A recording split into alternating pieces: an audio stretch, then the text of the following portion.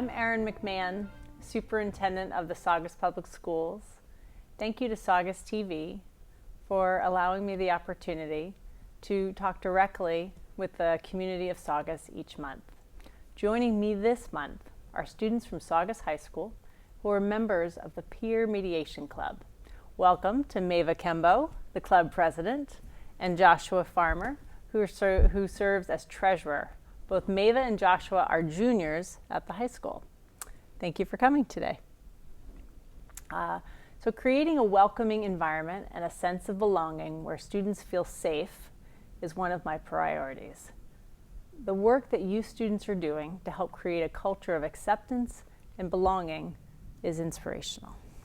So Mava, please tell me about what the Peer Mediation Club is and what you do at Saugus High School. So Peer Mediation is sort of like a social justice club really centered around the community of Saugus, and we work to aid inclusivity within our community and to help usually like people of color and students of color feel very safe in their environment, especially being in a minority white school. Mm-hmm. And in doing this, we do service projects and we implement that on the school to educate other students about issues regarding to social justice.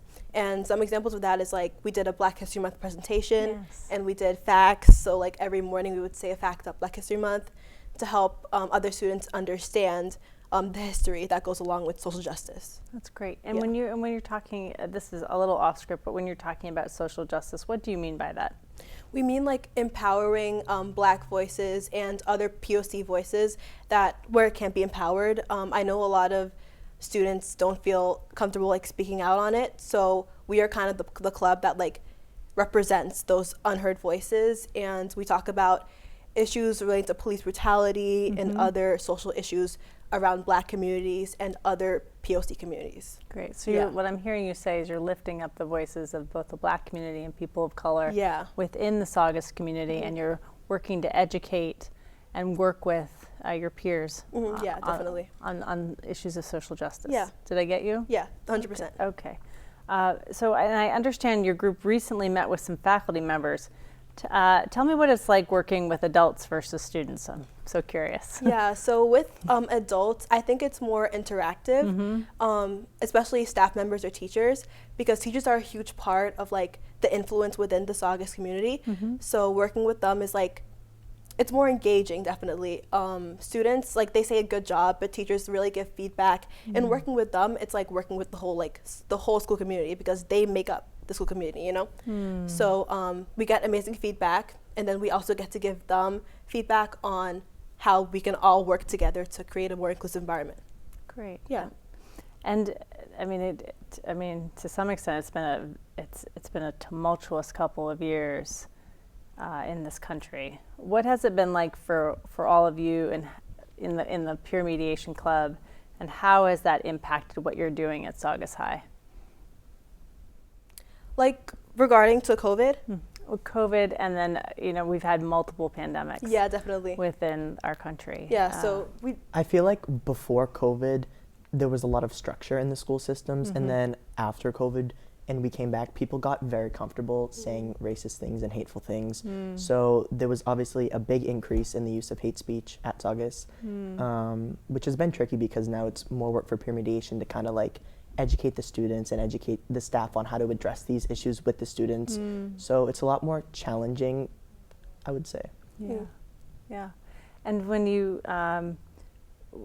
think about, Joshua, why you joined, what is it that you bring to the table for the Peer Mediation Club? So it was our freshman year, and Mava, it was the first day that she was going, and she was like, I'm so scared, like I don't want to go alone. And I was like, I'll come with you. And so we sat down, and I realized like that was my first time being like a white person in a room where people of color outnumbered me. And I listened to their conversations, and it was incredibly insightful, and they offered so much perspective on their experiences and things that I didn't even know were going on at the school. And I realized it was very valuable for me, because then I could learn how to help people of color, and I could learn how to be like a better ally in school. Great.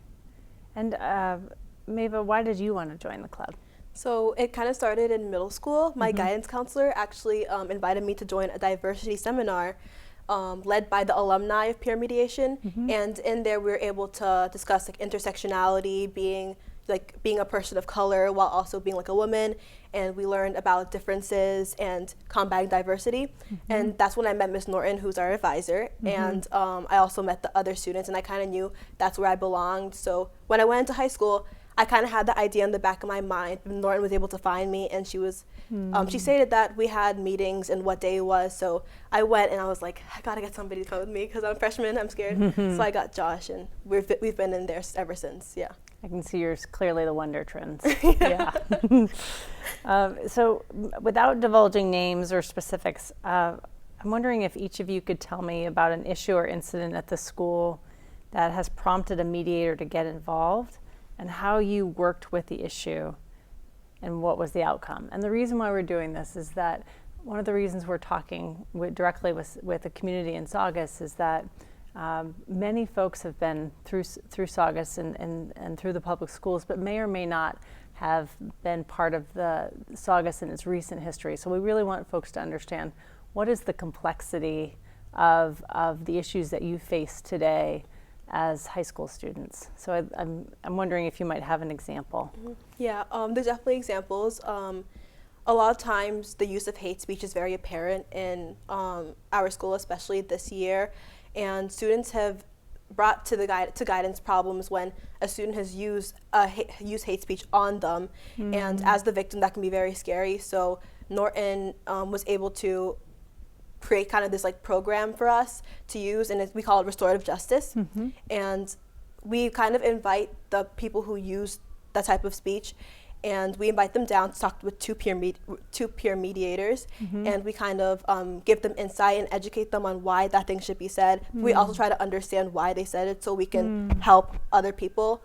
So yeah, it's really just like the educational aspect of it, teaching students and kind of being that consequence to their actions so that it might not happen again in the future, and maybe we can create like a ricochet effect, because if students say things and nothing's done about it, then they think it's okay to keep saying it. So we're kind of like that mild consequence to like come in, talk, educate, and then we let you go and hope that you learned something from it and you took something from it. Yeah, so it sounds like students are really working to solve issues Yeah. together with students.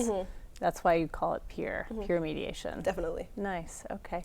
And how about you, Josh? There has also been, I feel like, a lot of hate speech on social media. So a lot of students have brought to peer mediation like, oh, a fellow classmate posted this or said something. So I know those students who posted stuff were like taken down to guidance and talked to, and everything like that process Mava went through. It was kind of that restorative justice protocol. So what's interesting about what you're saying is it's both what happens directly in school and then maybe indirectly through social media. Yes. And while I didn't ask you ahead of time, what is the impact of social media on your experience within high school? How does it either support or work against what you're trying to do? I feel like social media can help us a lot, especially with outreach and engaging with people, but it also allows for like the younger students, like on the middle school side, to be exposed to a lot of, like, I don't really know the word for it, but harmful things at an earlier age than other people were. So that way there's like a bigger environment or more students saying racist things and discriminatory things because they're exposed to it at an earlier age. So what would be your advice for parents, like about parents and their kids caregivers about how to monitor that, what you're seeing on social media? I mean, there's really like no way you can monitor what your kid is seeing on social media. So I feel like the best way would just be to have those conversations with them, like check in with your kids, make sure they're like functional human beings. And adding on to that, I feel like it's hard to like monitor whatever your kid's seeing online. So what you could do with your child is talk to them about racism and explain this to them, explain what's wrong and what's right. And because then if those students aren't posting such things, those things won't be seen by other students. So it really starts with the child that thinks it's okay to post it. So if we just like completely like cut off, like this is not what's supposed to be posted online, it's harmful to other students, then it'll be a more safe environment that you won't have to monitor your kids online. Got it. So it sounds like it's a virtuous circle. The more that we have conversations and we really talk about what hate speech is versus what is not, Okay, that's really helpful.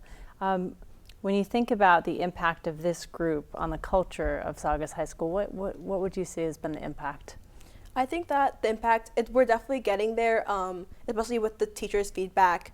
Teachers already started to interject in hate speech instances or any other derogatory instances. But I can definitely notice that there's been more culture coming into our school, especially with the new complex and after COVID. I have noticed a lot of diversity, even in the middle school especially. And our work, like far after we graduate, we just want to make a high school specifically something really safe for those kids to come up to, and they know, like, I'm okay here, like nothing will happen to me, I won't get hate crimes or anything like that.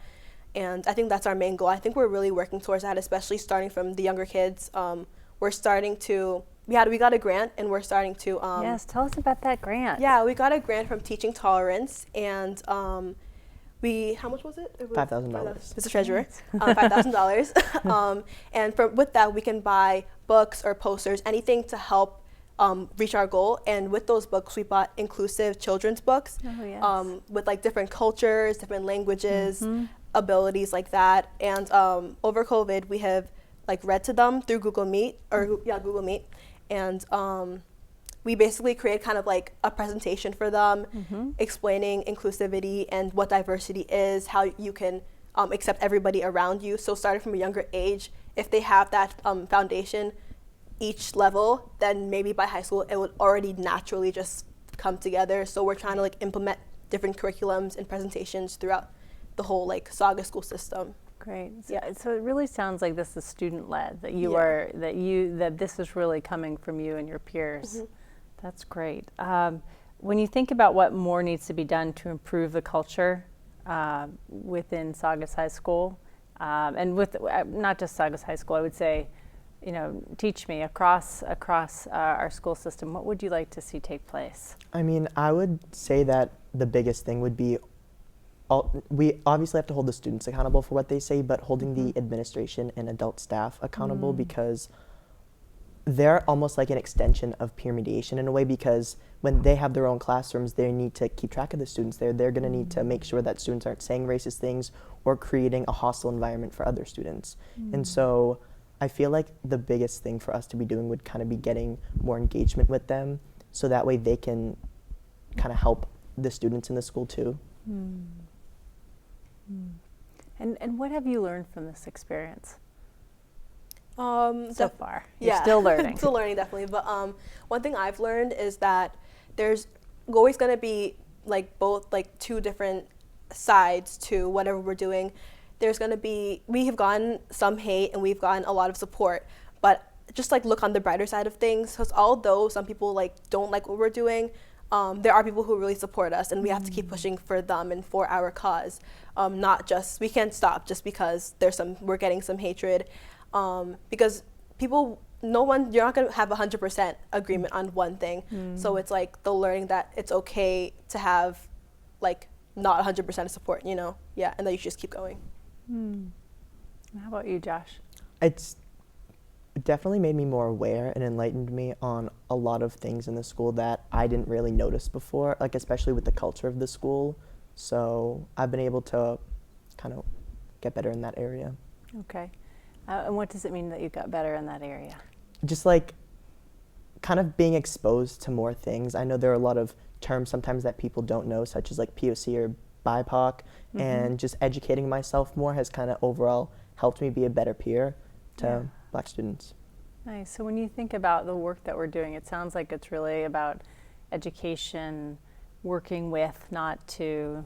So it's not. We're really working against a blaming culture and working much more of a how do we bring all of us together in an inclusive culture. Yeah. Is that what I'm hearing you say? Yeah. And when you think about the experience for you then in high school, to what extent has COVID changed or altered that experience? I feel like high school before COVID was very, very different from the high school after COVID, and a big reason was because of the new facility that we are in, and it's very challenging to kind of like adapt from the big switch from like getting used to school online and then having to like be in person with like face-to-face teachers. Yeah. And like we are able to get like more engagement because it is online. I know like because it is in person, but I know online it was difficult for engagement for the staff and like us students because things can get like lost or things can get pushed back because it's online. But I think in person, like we're actually so happy that we've been able to get as much engagement with the staff and with teachers, because over COVID we were trying to get that and it wasn't really getting through because there was so much, the staff had to worry about COVID procedures and the committee had to worry about all of this stuff, so we kept getting pushed back. But now that this is kind of settling down, it's being figured out, they have like time for us to like, we can like pitch what we want, and we're happy that everyone's on board with it. That's great. I have a few fun questions for you before we wrap up. Are you guys ready? Yeah. Okay. If you could travel, actually, before that, what advice do you have for me as superintendent? Is there something what would you, I'm 9 months on the job. What would you like to, what do you think is advice for me as a superintendent? And just for folks at home, I haven't prepped them with this question. I would say just definitely taking notice on the culture of the school. Like when you're walking through it, just like paying more attention to the things kids are saying, just like that might go unnoticed or unheard, because a lot of times like it will be like a racist comment coming from a white student, because that is happening a lot in the school systems. But yeah, and just like similar to what Josh said, taking note of like all the diversity and like getting students' opinions, like just like continuing to get these like peer reviews from students around the school, like what happens, because like it's hard, like you're like the superintendent, so it's like hard to be like everywhere you go, everywhere you need to be. So like a student has more insight on what's going on in the school than you might, because we're there every single day. Absolutely. Like Monday through Friday. So you're my boss. I mean, I work for you. So yeah, we have like these like experiences that like you might not have, which would be helpful to like help you understand and help you fix like whatever issues we need. Yeah. That's really helpful. As I had shared before we started today, I'll be sending out a student survey soon as part of our strategic planning over the next 3 years. And so I'll look forward to getting that feedback, and then also pulling together a couple focus groups of students. So I'll definitely want you part of that. All right. Now you ready for the fun questions? Yeah. Okay, here we go. If you could travel to any place tomorrow, where would it be and why? I would probably travel to Spain, because freshman year I took Spanish, and I've always been intrigued by like the culture of Spain and the language, so I've wanted to learn it a lot, so I'd probably go there. Fantastic. And how about you? And I'd probably go to Italy. I'm not sure where, but I love like the architecture and like the structure, and I love sightseeing and like trying new things. I've never been like somewhere like that out of my like range, but I think it'll be super fun to just like travel there and just see what's going on. And good food too. Yeah, good food, yeah. And then what is your favorite class and why? My favorite class is probably Latin, and my teacher, Mrs. McVoy, she's definitely one of my favorite teachers, and Latin is my favorite class because the work that we do, she teaches it so well. Like we're all able to understand Latin so easily, and she's also super understanding that we're students with lives and jobs and everything going on in our like at home outside of school. So there's not like an overabundance of homework or like big projects that we have to work on. It's like the perfect balance, I would say. That's great. Thank you. And how about you, Maeva? For me, my favorite class would probably be AP World with Mr. Font, Mr. Fontanella, because although like the workload, it is an AP class, so it is like a very difficult workload, but through that, I still like coming to class because it's very engaging, and I love his teaching methods. I think he's a really great teacher, and we get to learn things about world history, but also connecting it to the real world, and we get to have like mature conversations. It's not like he's babying us or something. So I feel like it's a really great like environment just to be in, and I think it's actually a really fun class and interesting, and that comes a lot from me because I did not like history at all. Like, and AP World History, that's impressive. Yeah. That's not an easy class. Yeah. And so just building from there, maybe we'll give you last word. So, Josh, what is your favorite place in Saugus and why? My favorite place in Saugus would probably be my house. I mean, why? Because I feel like at my house, obviously, I get to be with my family, and I feel the most safe and comfortable where I can be my genuine self there. Oh, that's what a nice thing to say about your family. I hope they'll be excited when they hear that. How about you, Maeva? Yeah, I think it would honestly be the same thing because my family does also live around like me. My extended family lives around, kind of centered. My house kind of like the center, and I love my house is located. Like it's located near Canes, and like I can like a walking distance, and it's like I think I just love the location of it too. So and my family's there, of course. So yeah, that would probably be my favorite place too. Canes, Italy. I'm starting to see a connection. Thank you both today for coming in and being part of our community and part of our conversation, specifically being leaders in Saugus High School. Thank you for having us. Yeah. I appreciate it. So we'll look forward to another time with our students, and thank you so much for joining us today.